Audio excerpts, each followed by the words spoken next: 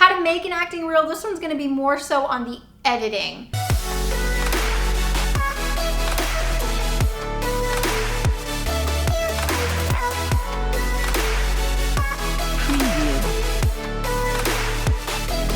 Talked about how to film an acting reel, film monologues, film yourself acting with somebody else. Now I'm going to show you how to piece it together. So you can use a program called Premiere Pro, cut the clips up and then put them together. Only use the parts in your reel that are the most captivating, your best work. You don't want to show them your worst work. Put them together and make sure it's under 3 minutes. For this purpose, I'm going to make sure it's under 10 seconds just to give you a little slice of what a reel looks like. I think I always knew. Wasn't in the Corps? You're not a brother to me because my brother was in the Marine Corps. Really? That's for me.